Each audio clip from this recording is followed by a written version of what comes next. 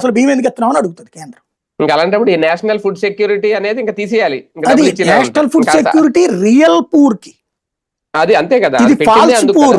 ఇక్కడ వీళ్ళకి దమ్ము ధైర్యం ఉంటే కోటి రేషన్ కార్డులు పీకేయాలండి. అది అవును, పీకేస్తే వీళ్ళ పదవి పీకేస్తారు జనం, కోటి కుటుంబాలకు పీకేస్తే. కాబట్టి చెయ్యలేరు. అది స్వచ్ఛందంగా ప్రజలు మీరు వదులుకోండి అని చెప్పాలి. చెప్తే మాక్సిమం నాకు తెలిసి ఒక 5 లక్షలు వదులుకుంటారేమో.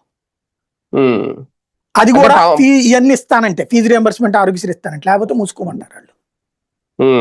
అంటే ఒక రకంగా పవన్ కళ్యాణ్ గారికి ఇది ఏమన్నా ఒక సవాలా, ఒక పరీక్ష? ఆయన తలుచుకుంటే ఏమన్నా అవుతుందా? పోనీ ఆయన దగ్గర ఆయనకి సంబంధించి ఒకటే నేను చెప్పాను కదా, ఇదే పాయింట్. ఆయన నేను చాలా మంచోడిని, నేను అదిగో ఆ గ్రామీణ ప్రాంతాలు రోడ్లు వేపిస్తున్నాను, ఇంకొకరికి వేపిస్తున్నాను, ఎవరున్నా జరుగుతూనే ఉంటాయి.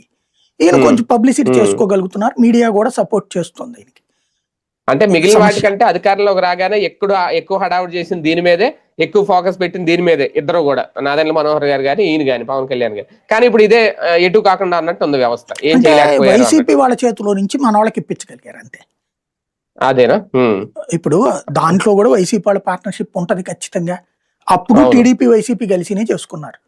ఇదివరకు వీళ్ళే విమర్శించేవాళ్ళు అప్పుడు టీడీపీతో విభేదించినప్పుడు 60-40. ఇప్పుడు 60% అధికార పక్షానికి ఉంటది.